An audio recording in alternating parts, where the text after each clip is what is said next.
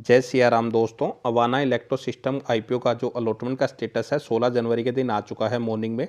और जिनको अलॉटमेंट मिल चुका है उनके मन में क्वेश्चन यही आ रहा हो कि इस आईपीओ की लिस्टिंग मंडे को किस प्राइस के ऊपर होने वाली है। तो इसी आईपीओ की लिस्टिंग डे की स्ट्रैटेजी के बारे में ही हम डिस्कस करने वाले हैं कि लिस्टिंग कहाँ पे होगी, किस प्राइस के ऊपर होगी, कितना प्रॉफिट होगा या फिर डिस्काउंट लिस्टिंग भी होने के चांसेज हैं, करंट में ग्रे मार्केट प्रीमियम में डिमांड कितनी चल रही है और लिस्टिंग पे क्या स्ट्रैटेजी अपनाना बेटर रहेगा। ये सारे ही बातें डिटेल में डिस्कस करेंगे, तो लास्ट तक जुड़े रहिएगा। कंपनी ऑलमोस्ट 33 करोड़ रुपए मार्केट से पैसा रेज कर रही थी, जिसमें 5 करोड़ ओएफएस, बाकी 29 करोड़ के आसपास देखें फ्रेश इशू के जरिए मार्केट से पैसा रेज कर रही थी। 59 रुपये इसका कट ऑफ प्राइस था। 2000 शेयर कंपनी एक लॉट में ऑफर कर रही थी। अब बात करें टोटल सब्सक्रिप्शन की, तो टोटल सब्सक्रिप्शन भी देखें तो 132 गुना के आसपास सब्सक्राइब हुआ था। लेकिन क्यूआईबी कैटेगरी की अगर हम बात करें उसमें सिर्फ 54 गुना ही आईपीओ सब्सक्राइब हुआ था। तो ठीक ठाक ही हम कह सकते हैं कि रिस्पॉन्स देखने को मिला था ओवरऑल। अब देखें कि इस आईपीओ में लिस्टिंग इन कितना बन सकता है, तो उसका आइडिया लें ग्रे मार्केट प्रीमियम से।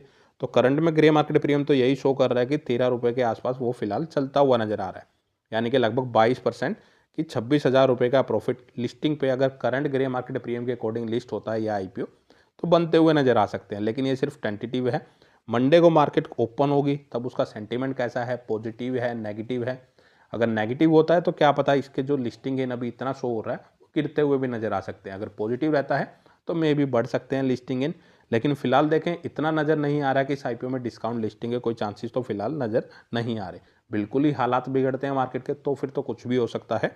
अब बात करें करंट ग्रे मार्केट प्रीमियम के अकॉर्डिंग लिस्टिंग, तो 59 रुपये इसका कट ऑफ प्राइस है। 13 रुपये ग्रे मार्केट प्रीमियम है, यानी कि 72 रुपये के आसपास ये आईपीओ लिस्ट हो सकता है। मोटा मोटा आइडिया ले तो 65 से 75 रुपये के बीच में शायद से ये आईपीओ हमें मंडे के दिन लिस्ट होता हुआ नजर आ सकता है।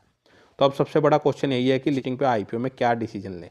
तो अगर मैं खुद की बात करूं, मैंने तो वैसे अप्लाई नहीं किया है, लेकिन एसएमई आईपीओ को मैं लॉन्ग टर्म के लिए कंटिन्यू नहीं करता हूं। ये सिर्फ मेरा व्यू है, क्योंकि रिस्क काफ़ी ज़्यादा रहता है। लिक्विडिटी वैसे ही कम होती है और लिस्ट होने के बाद जितने दिन आगे जाएंगे आप तो शेयर सेल करने में काफ़ी कंसर्न आ सकते हैं। मोस्टली शेयर जो एसएमई आईपीओ में सेल होते हैं वो लिस्टिंग पे ही होते हैं।